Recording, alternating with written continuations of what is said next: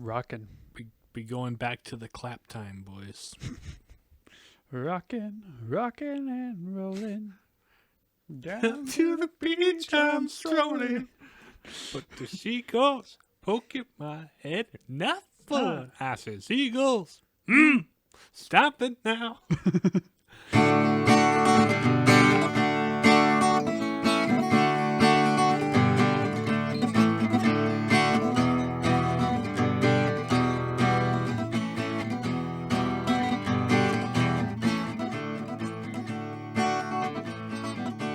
How we doing, boys? How we doing, indeed? How we doing? We're doing back at the seminary now, and Yep. cranking away at all the stuff I'm gonna have to do for the next 3 weeks. Nice. So that's all kinds of fun. All of the impending papers and exams and all that kind of fun stuff. We've got all that boy. going on. So Lovely. yeah. Indeed. We April is going by incredibly fast.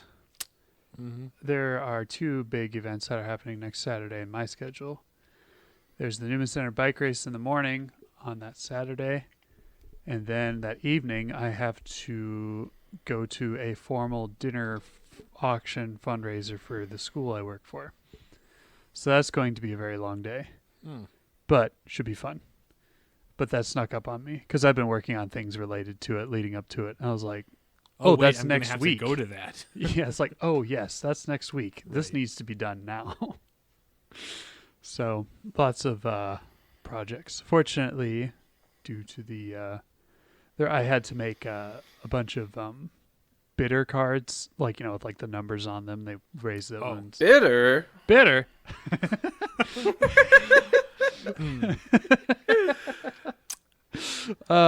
Indeed.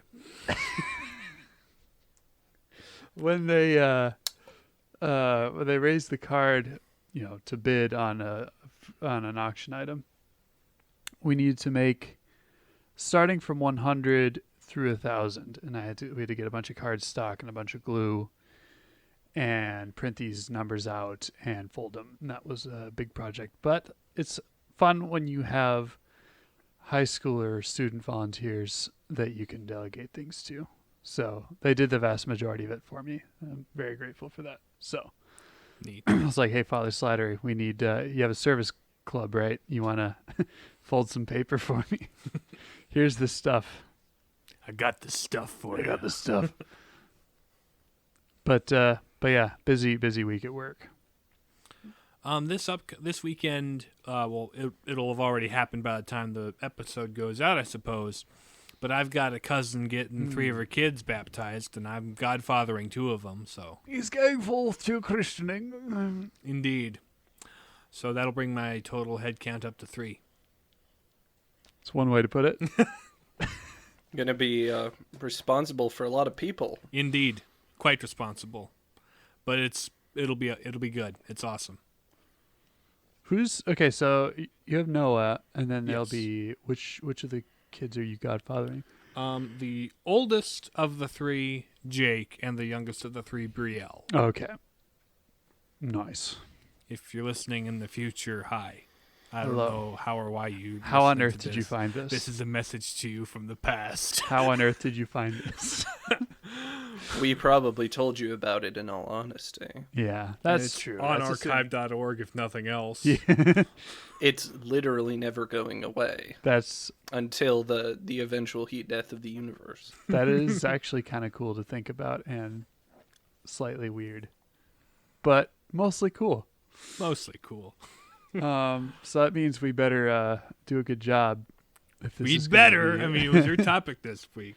We're not segueing to that yet. no. No, it's not okay. by any means. We've still got banter No. time to fill out.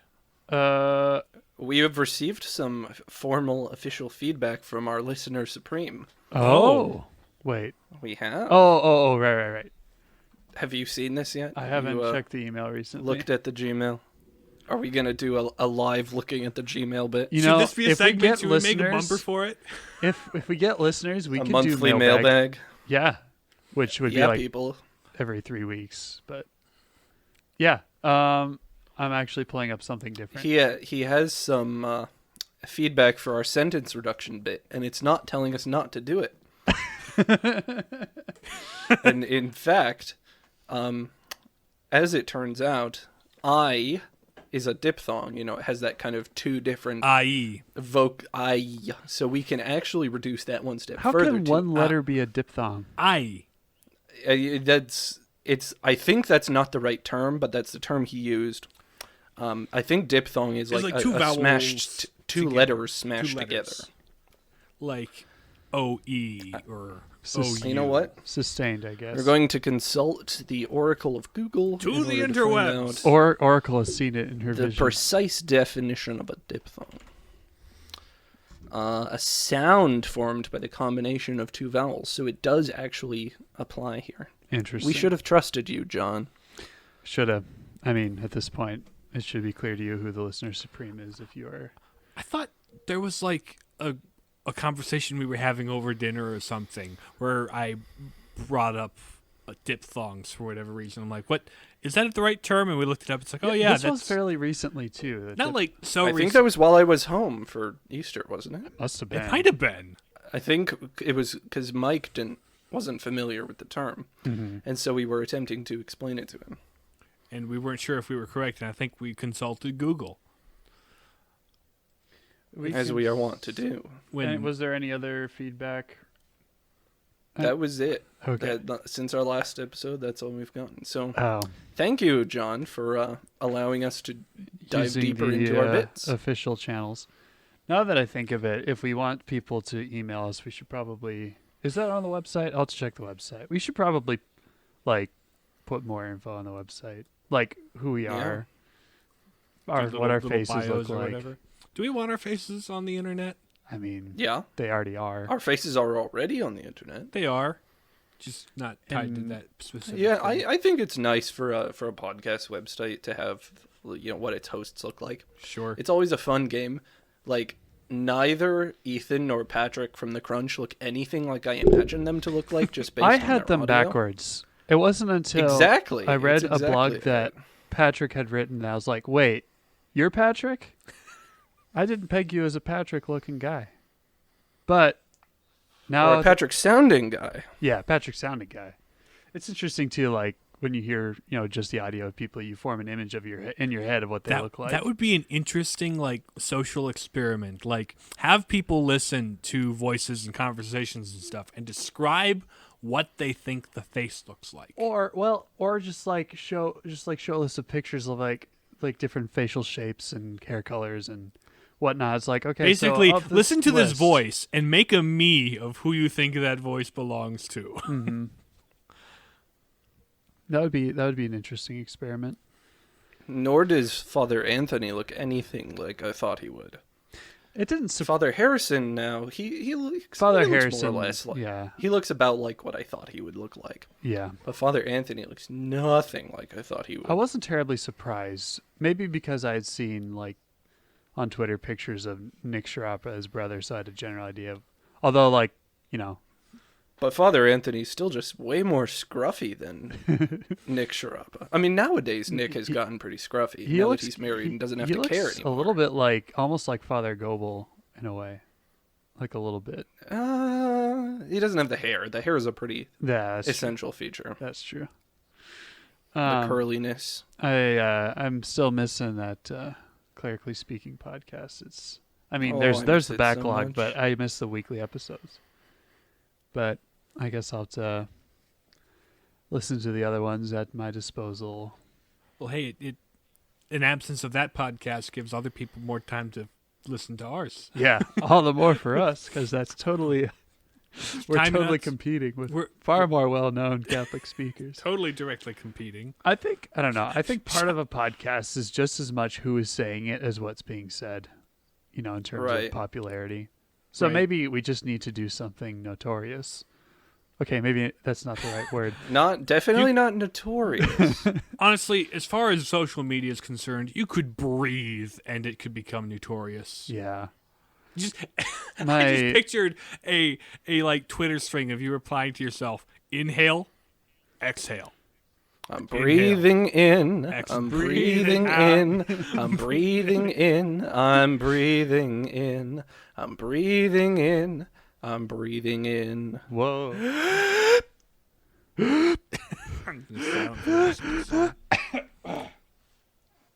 Anyway. But yeah, no. So notorious. What would be a better word? Something noteworthy. That'd be a better word. But it's like, I don't know. We just kind of do our thing, and that's okay. I don't have controversial opinions. No. Pineapple on pizza isn't awful. If anything, I want to try to seek consensus around something I think is worth seeking. Yeah, consensus that's exactly it. Like, all of Twitter is based around contention, and the hot only way takes. that you get your hot takes. It's based around things. Based. Yes, that was what I was. But no. Anyway, but yeah, that's the thing. But, like, yeah. I'm not really a combative person. I'm combative about very particular things. Yeah. Right. Like the nature of pizza. And Yeah. I will protest. there's and other just Italian things. other Italian things. That's one of my pet What a peeves. troll. We may have discussed it on the freaking pod before. On the flippin' cast. But you don't call the country Italy, you call it Italy. Therefore, that the adjective corresponding is Italian, not Italian. the only person who doesn't get like Thank you for coming to my TED Talk. Yeah. The only person I make that correction who doesn't seem slightly offended or defensive when I tell him that is my dad. But that's because he pronounces things wrong on purpose to get a rise out of us kids. Like I kind of just did for Riley. Yeah. A lot like that. So, yeah, it's weird too. It's like, because they know you're right when they stop to think about it. But they just But persist in it's wrongdoing. really a question of whether they are willing to change it, willing to go through the effort of formation, one might say. And it's difficult to get onto Twitter in this day and age when you hear listen to so many podcasts or people like, yeah, I'm getting off Twitter. I don't use Twitter anymore. And it's like, well, who the heck are we going to interact with? I almost want to get active on Twitter just to speedrun getting canceled. Or to like have a list of things they can cancel me for 10 years later and say, yeah, I made that specifically so you could yell at me and make This your was an fools of experiment. yourselves. I had a timer going, Right. that doomsday clock. But yeah, I just for the life of me cannot get into Twitter. There's some cool people on there, don't get me wrong, but then it's like, I don't know. There's just something about it where it's like everyone is farting in a room, and that room is Twitter. And if you just want to plug your nose and go in, be my guest. But if See if you can rip the loudest one. yeah, that seems to be some people's attitudes in terms of Twitter. And my attitude is like, you know what? I will do my business only amongst my friends who tolerate my aura. I don't want to take this any further. This has gotten weird really quickly, but I'm enjoying how weird it got for you. I haven't even had anything to drink tonight yet, guys. This is just end of the week, James. But speaking of End of the week, James. End of the week? that doesn't work. That It doesn't have to. it doesn't have to, but We're the Palladium Papists. I'm James. I'm Nathan. And I'm Riley. This does involve small rooms, but not farts. What do we are talking about A Way Out in this week's edition of Gregarious Games.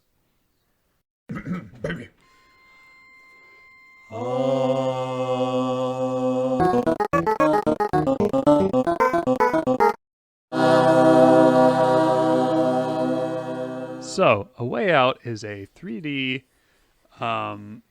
co-op game where, let's see, who developed it again? It was distributed by like. It was distributed by EA. Or EA, yeah. It was made in the. I believe it came out in 2018.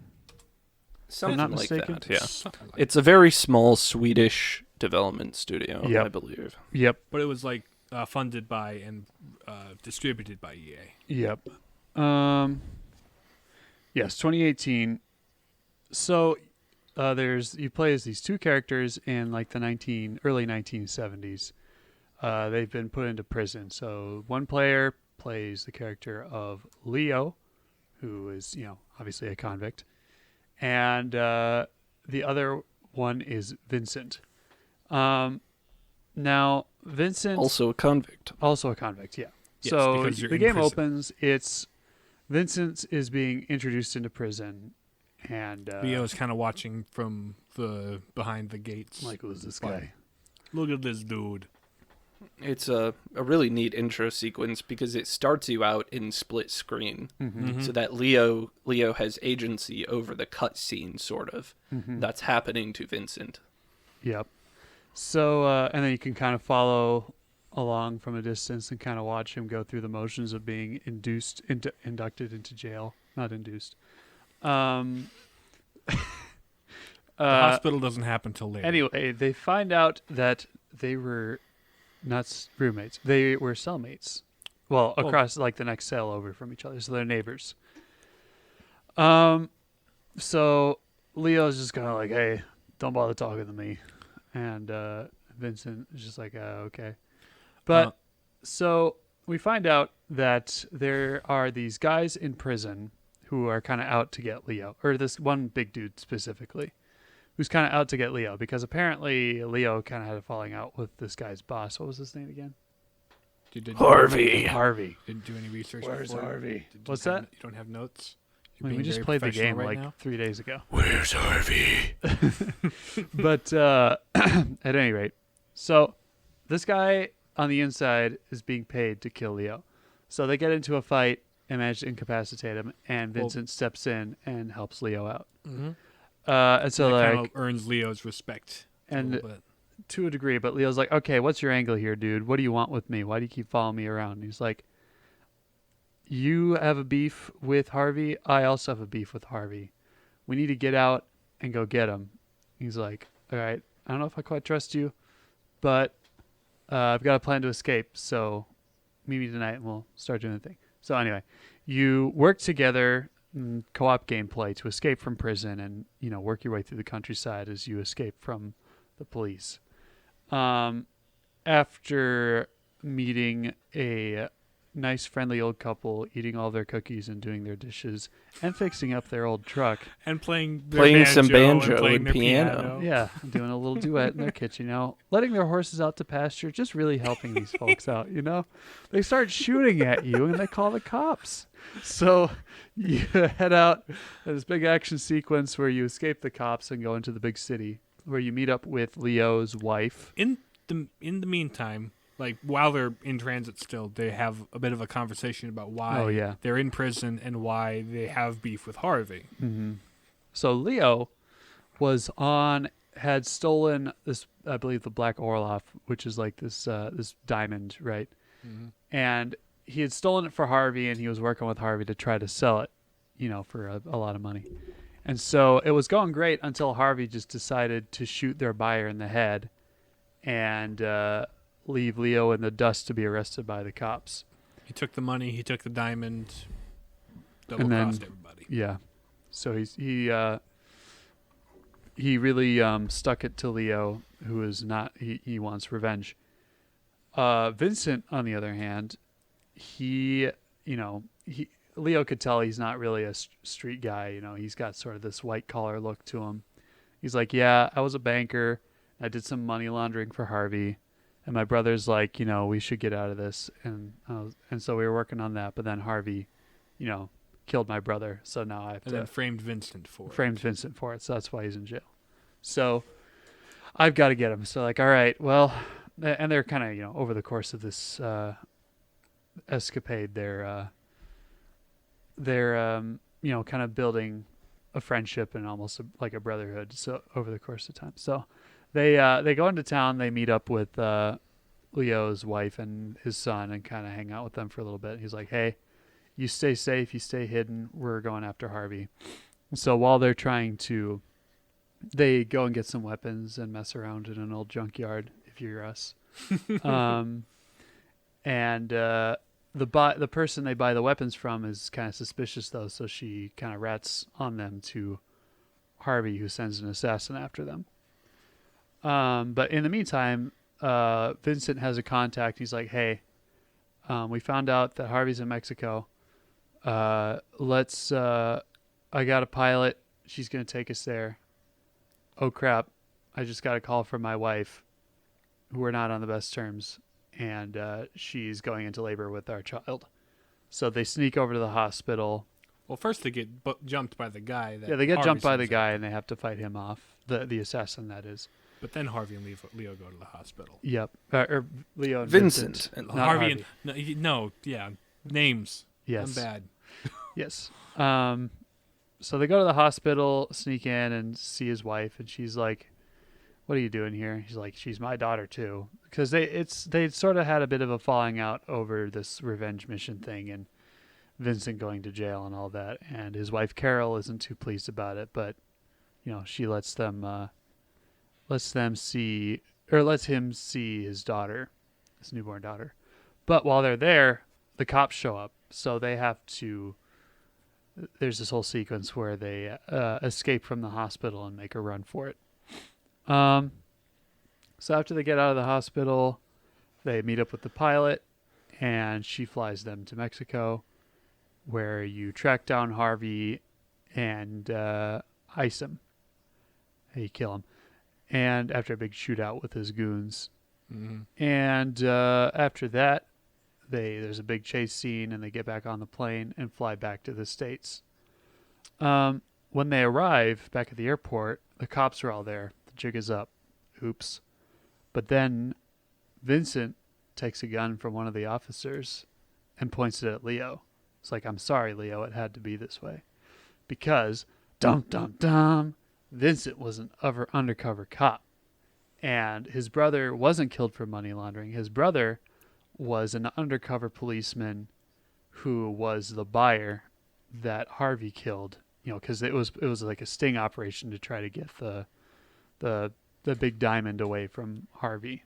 So Harvey murdered Vincent's brother, and so Vincent was there when Leo got arrested, because he was part of the police or the FBI operation or whatever, but Leo's unconscious, so he didn't recognize him. So Vincent had gone undercover in prison to meet up with Leo and work to try to get Vincent. And Leo feels very betrayed. And so there's this whole sequence where he's like, I'm going to kill you, Vincent. And there's this big chase scene, right. action, and then a big fight. So you find out the final boss of the game is your friend. Person you've been working together with the entire time. Yep. So there's a big showdown. Who won between you guys? Nathan won I won stuff. as Vincent because you were winning the first 2 rounds because gunplay and I suck at shooters. Apparently, punching someone does more damage than shooting them in the face. I managed to get the 9mm drop on him machine and gun rounds. melee attack him though. Apparently, punching someone in the face a couple times while being shot at with 9mm machine gun rounds in the face does more damage, but I digress. So in your playthrough with your brother, who won? I won as Vincent. Okay, so Vincent won both times. because there's 2 different endings. Yeah. I think I went and looked on YouTube, and I'm pretty sure, because while they're on the plane, they have some conversations, the plane to Mexico, and Leo's like, hey, one time me and my wife were in a scrape, and I made up to her by writing her a letter to tell her how I felt. So why don't you write a letter? So Vincent writes a letter. So if Leo wins, he delivers that letter to Carol, Vincent's widow. Mm-hmm. If Vincent wins, he goes and delivers the news to Leo's wife and their son, and she basically just runs him off the property and just absolutely overcome by grief. But then Vincent quits the police force, and he's like, I'm done with this police life. I want to live a normal life with you and our daughter. And so he makes up with his wife and move on. So yeah, that's a way out in a nutshell. Mm-hmm. What are some of the things we liked about the game? Because we've all played it now. Race, right. I played it with James. And I suppose you played it about a year ago, little or something. Yeah, right when we moved into our house that you guys are in, so it's so closer almost to 2 years at almost this 2 point. years ago. Oh. Good grief, you're right. But yeah, no. So I mean, co-op game. Puzzles were fun. The story Yeah. obviously is really good. Yeah, the story and The- characters the- are one of probably one of the highlights. One of the things that I found really, really neat about it is, like, some co-op games are like, you are doing the same thing just incidentally together. Mm-hmm. This game was very asymmetrical Mm-hmm. a lot of the time. Well, it was asymmetric and it was symmetric. Because either one of you Depending could do on the the one thing, but you circumstance. need the other to complete the second step of the process to get you over Right. this obstacle. You're doing things independently of each other, but you're also working towards the same goal. Mm-hmm. Mm-hmm. And so that's neat. And then there are some, like, genuine co-op sequences, like the Like the boat down the river. Mm-hmm. boat down the river, the cart. shaft climb, Oh yeah. Mm-hmm. the Emperor's New Groove style shaft Mhm. climb thing, Yep. where you have to time up your walking with the other player. Mm-hmm. Mm-hmm. So, yeah, just the co-op sequences are really inventive compared to other co-op games, and it really advances the genre in that way. This is much different than trying to play two-player Portal, for example. If Right. that other person is one of the listeners on this podcast, you know who you are. We still haven't finished that, but yeah, it's interesting how it, like, through the storytelling, through the gameplay, through the characterization, because like the characters have like different characteristics, right? Mhm. That like they show you off the bat. Leo's more aggressive, impulsive, and more violent because he's been on the street as a criminal for longer. Vincent, thinks things through a bit more, and a little more patient, and so that and then like less prone to violence. So that plays out. I think one of the most clear instances is in the hospital escape scene. I Vincent like does a lot more sneaking around to avoid the cops that are searching through him through the hospital, whereas Leo tries that for a bit and then just keeps running into them, so he resorts to fighting. I like that sequence a lot because instead of both playing at the same time, it jumped back and forth, and we would cross paths just narrowly, and it was one like sweeping shot. Mm-hmm. That was cool. Yeah, it kind of broke up like the split screen a bit in like a seamless and not seamless, but like in a really Unique way, yeah. kind of The game it fitting the mood and the Yeah. setting. The game had an interesting way too, like where it sort of had you take turns filling different roles at different Mhm. points in the game. Like in one chase scene, one of you is driving, the other is shooting at the bad guys, and then that'll switch in another cutscene. And then there's let's see, there's also like where you're sailing in a boat trying to escape, but you have to keep the boat intact. I think that's one of my favorite bits because in the final climax, there's this really great bit where Leo escapes in a boat and Vincent It's in a is police in helicopter a police helicopter going after him. trying to shoot. So they the have boat. so they call back to the chase scenes in the past where one person is driving and one person is shooting, but the person you're shooting at now is the person who's driving. Mm-hmm. So they took all of these sequences throughout the game and like brought it home in the climax in a way that switched it up in a just kind of creative way. It was like, it's all coming full circle. Mm-hmm. The twist really landed well, I think. Mm-hmm. Yeah. There, and then like looking back, there's like different parts of the game where you could kind of see that Vincent knew more than he was letting on. Like one detail I noticed was like when they are, there's like this part of the game where you like pick a weapon out of like this dealer's trunk, and then there's this junkyard you can play around in. So when Leo's looking through the guns, he's like, "Oh, look at this one. This one shoots fast. Oh, that's a shotgun." And then Vincent is like going through the actual names of the weapons, what they're good specs for, and what situations you should use them for, and specking them out. So it's like, wait, how does a bank dude know so much about guns? And it's like, oh, right, he's an FBI agent. That makes sense now. I think that's another thing I really liked about the game was you mentioned the area you could just play around in with the guns. Mm-hmm. The pacing was really great. Yeah. Every like level would have like an open area where you can run around and talk to people, but also just mess around by hammering a board over and over and Or over playing again. Connect 4 in a Playing- hospital waiting room. Right, or like the random Or arcade doing game. push-ups. Or doing pull-ups push-ups. in the Doing jail. bench pressing, who could do the most. Or eating cookies and washing dishes and Yeah. trying on hats. I mean, there was just so much fun stuff that gave a little extra characterization to the characters. and a Kind of little- like when you play a co-op game with your friends, you're probably going to mess around some. and they allowed room for the messing around and like nice They intervals. they provided specific gameplay detrimental outlets for messing around, Right. which is really neat. Yeah. And then they would follow that up with a great action sequence where you really got to work together and not mess around. Mm-hmm. So I think the pacing of this game was like super tight and super good. Mm-hmm. They knew exactly what they were going for. Yeah, it's a very... Well, we'll get into, with the transcendental stuff, but it was sort of tied up in a neat little bow at the end. We'll get into that at the relevant juncture. But yeah, I think my favorite thing about it was like how like the characters, their characteristics, I guess, sort of they carried through the game and manifested themselves in like the gameplay. Like when you're in that old couple's house, like Leo will be a mischief and like you can draw on like a painting that's in the house, and then Vincent will come through and erase it. We went back and forth with We that a few did. times. I think we managed to leave it without the marker on it though. I think I had the last laugh on that. Yep.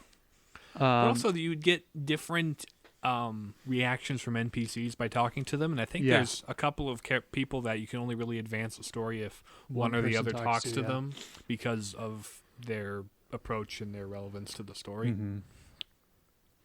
So So you really got to know the characters through gameplay, but also got to know your partner player through the character, through the gameplay. It's co-op's an art, dude, and it's not done this well all the time. Yep. Now I saw that. I guess there's like a newer game out called It Takes Two. It Takes Two, I believe. I haven't played it, but I did find on the internet that there is an Easter egg for A Way Out in that game. Is it the same developers? It might have been. I don't know. I don't think so. What's really impressive about the game too is how it was made by, I think, wasn't it like a 5-man team or something like that? I believe so. Yeah. So, and it looks, I believe they used Unreal Engine, which is sort of designed to, kind of streamline, I guess, 3D development and stuff. A lot of plug and play type stuff that you can piece together. But I mean, still, like the animation is really good. The movement feels good. The combat, mechanics aren't like the best thing I've ever played, but that's not really the point of that's not the core. Yeah, Right, you also that's not the focus or the intent of what they're going for. You also complained about the twitchiness of the motorcycles and stuff, where The it's like they had a motorcycles lot were of different kinds of gameplay they wanted to throw in here, so Mhm. maybe they weren't all as polished and shiny as they could have been. Yeah. But they were all interesting, and Yes, they served the at very story. least. I think one of my favorite parts of the set piece is in the hospital where you're playing as Leo, and it's just like a side-scrolling beat 'em up. Yeah. It reminded me. I mean, obviously it's like a Street Fighter thing, but it reminded me that scene in Kung Fury where it's just side-scrolling and punching guys. I got a kick out of that. But overall, good stuff. Well executed game. The dialogue options and stuff were fairly simple. And then there's moments in the game too where there's like different ways the game could go, and so you and your partner have to agree on which course of action you're going to take, or the game will just pick a random one if you don't agree. I believe is how. Oh, really? That So Yeah, goes. I never got to the point where it did, Mm-hmm. so I don't know how they handled that. I thought it would be really interesting if they just cause some consequence that forces you to go back to a save point or something, Mm-hmm. so that you have to reach a consensus or you don't get to advance. Mm-hmm. I thought that would be interesting, but I never got to the point because my brother and I are both kind of similar personality-wise in that we're sort of conflict averse. Mm-hmm. So we usually went with Vincent's way. Yeah, that's Same what here. Nathan and I did the majority of the just time. because it seemed the most Reasonable. reasonable. Because if you're you guys- fugitives, if you get into the role play a little bit, if you're fugitives, you're trying to make as little noise as possible, right? Did you guys parachute into Mexico? I don't remember. Okay. There was the option to either like land far away and walk through the jungle or parachute into Mexico. I believe we landed. Okay. That was Leo's way, but James and I parachuted in, and it led to this great sequence where we're both like skydiving off the plane, but then Leo Doesn't pulls know how his to cord parachute. and his parachute breaks, and so you've got it as Vincent. Well, he unbuckles his parachute instead of pulling the cord because he doesn't know what he's doing, and so Vincent has to skydive and save him. It's kind of a fun sequence. And Leo this entire time has been complaining Hates he heights. doesn't like heights, right? So you go underneath the bridge to escape, and he's complaining the whole time, I'm not going to look down, I don't like heights. He's like, I don't want to jump out of a plane, I don't like heights. And so there was like the natural conclusion of that Little character moment, Yeah. character element. Yeah. Let's see. What So else? like the choices do lead to different things. Yeah. There would have been a completely different stealthy platform game section had we gone over the bridge instead of under it, for instance. And usually like the choices are like between, like we said, like between Vincent's way and Leo's way. It's like, Leo's kind of more confrontational fight, and then Vincent's, more sneaky and think about this a different way. So that's usually where the choices were at. Although I think there were certain moments though where I feel like it would have had a similar outcome. I haven't done research like when you finally catch up to Harvey. I feel like either way, like you probably would have ended up in the same spot where you end up killing him or something like that for the game to progress. But yeah, like the only thing I get, like the fight at the end is really good, but I feel like, they went like Vincent's reasons for killing Leo were not as convincing as like Vincent killing Leo when he didn't have to seemed kind of out of character for him. Right. I mean, Leo would have made sense because he's in kind of a bloody rage and not thinking clearly. But And that's his personality. He's not going to be rational in that moment. So that part I didn't. It was one of the only wrinkles I think. Right, how it didn't kind of seem in character. Mm-hmm. But also for the sake of the game, right? The conclusion it was trying to come to was one lives and one dies, and so they were trying to Yep. Pitch you against each other at the very end.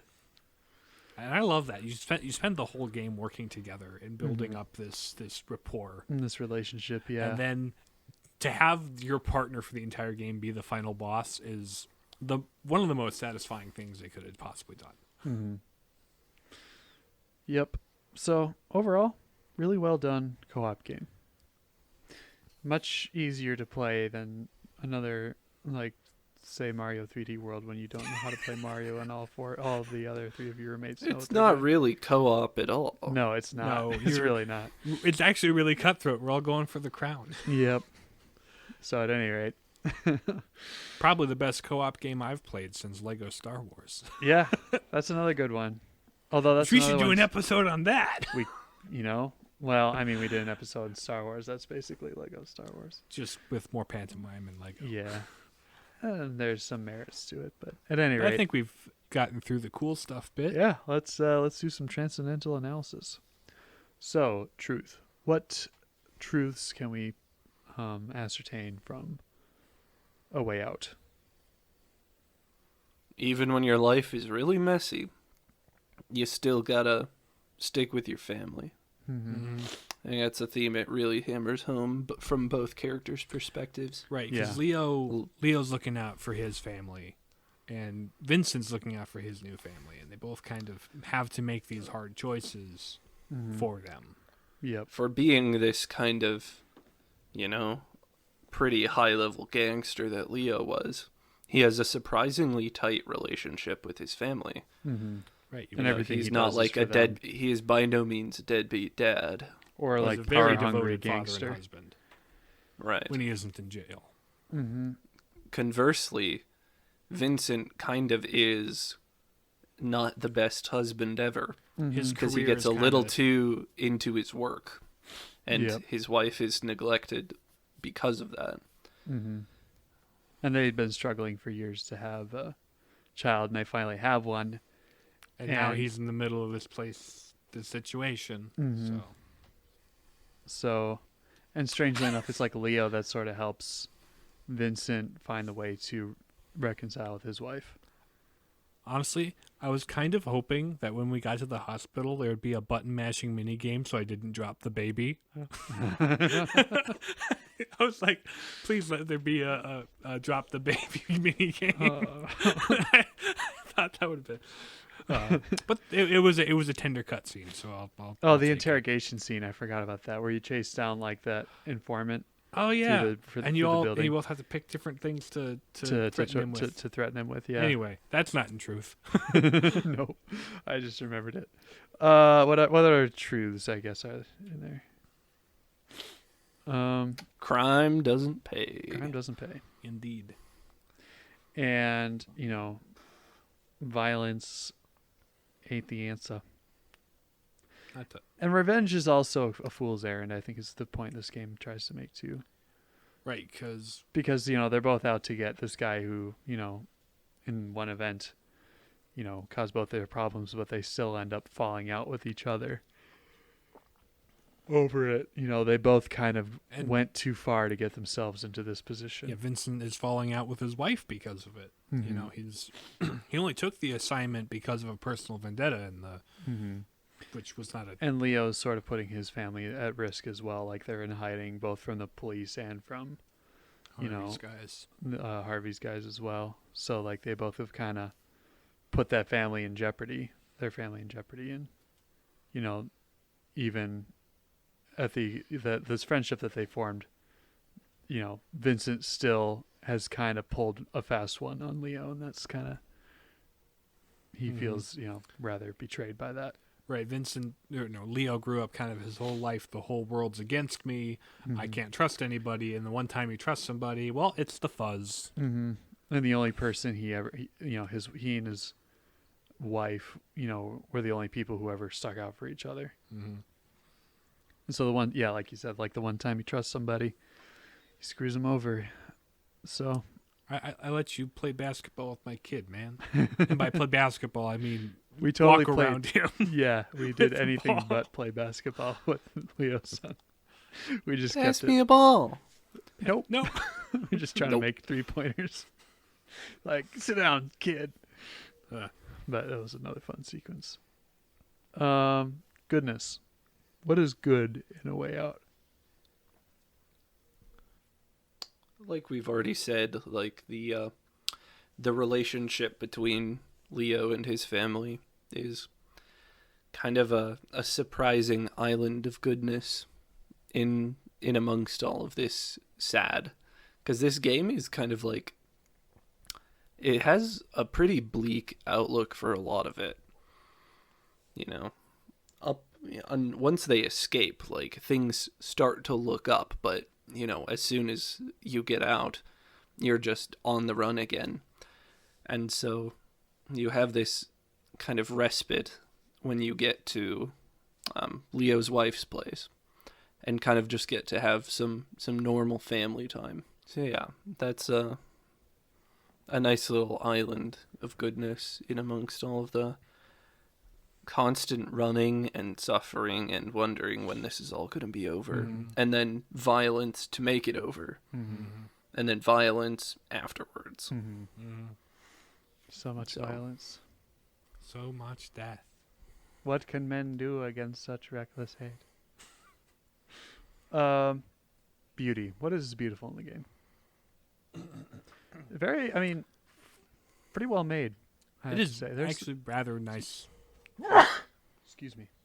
It's not like the most graphically intense or visually intense, right? The character models are all like realistic enough, but they're also kind of slightly stylized. Yeah. And it's a really nice look. It'll probably age better than the hyper realistic games that are coming out like right now, because those will look like they're 2021 hyper realistic. Yeah. This will look like, oh yeah, it's a definitely 2018 game, but this game kind of sticks to its own aesthetic, and like there's a couple of scenes where you're walking through the countryside. Or you're like in on the top morning. of a skyscraper being built, Right, and there's just some really nice vistas, some really nice lighting, some really nice environments, set pieces and whatnot. So it at no point in the game did I feel like, because some games it's like if the graphics aren't quite up to snuff, especially like older ones, but this one doesn't really fit in that category. But at no point in the game was I having difficulty like seeing what was going on or anything like that. So I appreciated that. I also think they do some really creative stuff visually with the split screen multiplayer thing. Yeah. Where Yep. You'll have two people running around doing their thing, but sometimes if it's an important game, There are a thing, few cutscenes, yeah. right? One guy's window will stretch, but then there's like times it'll jump back and forth between the two guys. Yep. And you've got to. Sometimes one guy's in a cutscene while another guy's doing something. Mm-hmm. Yeah, we tried to, like the part where Vincent's in the phone booth and someone's talking to him about his wife. I tried to walk Leo right up to the phone booth, but then he just sort of disappeared. But other than, it would have been really funny though if he was just like stuck there, like in the window of the phone booth, just like, who are you talking to? But then there's sometimes where you're both in the same thing, in like the same boat, doing the same thing. So there's only one screen, right? Yeah. So I think it does some kind of creative things visually, where you have to watch one guy through the other guy. The music's really good. The voice acting is pretty good as well. Oh yeah. The voice acting really grows over the course of the game. It still sounds like Leo's talking the- with his nose plugged. At the very start of the game, you can tell that the voice actors don't really have a super good grip on the characters yet. Yeah. And they're kind of getting used to it, but as the game progresses, they really settle into the personalities of the characters and make them shine. Mhm. So, Yep. This it's not like King's Quest recording in some dude's basement. Where it's just Voice like acting. friends and family. Yeah. That's so good. I love Reading that. from a sheet. Oh dear. And Or it's also. Have I shown you the Mega Man 8 yeah. cutscenes? Dr. Dr. Wowie. Wowie. So good. Yeah. So bad. So the voice acting's pretty good. And honestly, a lot of the beauty comes in the gameplay for me. it's also a highly cinematic oh, shoot. game. Like, they do a yeah. lot more kind of film-style shots in It cutscenes feels than you almost see other like games an do. 80s movie you can play. Mm-hmm. With the action set pieces and the characters and stuff. And the premise even, Yeah. So it hits pretty good, I'd say. Yeah, it's good. Unity. What ties it all together? The two players. Yeah. I think having the entire game was built around two players. Mm-hmm. And so the whole story was written around two players. This game is about relationships. It is. The two guys' relationship with each other, their relationship with their families, their relationship with Harvey. Their relationship with like their jobs and how that's gotten them into a mess, for not having that priority straight. And both of them want to find a way out of their situation, not just prison, but Mm-hmm. of their life in general, right? Yep. Because they're both trying to do right and, kind of stumbling a bit along the way. And ultimately, one of you ends up not making it out. Because that's what happens when you get into that life. Mm-hmm. Yeah. So, yeah, good stuff. Indeed. Can recommend if you have a buddy you want to play with. And you can stomach a little bit of grunginess and yeah, violence. it's not really a bloody game. It's rated It's down. not, but there's some crassness. There's some Yeah. language. There's some just Mhm. coarseness of character just from being in prison and from being in that life. Mm-hmm. It's just like there's some unsavoriness to it because A you're little dealing bit. with an unsavory subject matter. Yeah. There wasn't anything like, morally offensive, really. Like, Right. Nothing objectionable. Beyond the murder. yeah, right. Well, obviously, but that would make it, hard to recommend. Yeah, can recommend the game. Mhm. I guess with that, thanks for listening to the Palladium Papist. You can listen to us on Spotify, Stitcher, Google Podcasts, and Apple Podcasts. Follow us on Twitter and Facebook at bwaaa. And if you have any questions, comments, concerns, or complaints, or suggestions for future episodes, email us at palladiumpapists@gmail.com. So I guess we will catch you guys next week. Bye. Bye. See ya.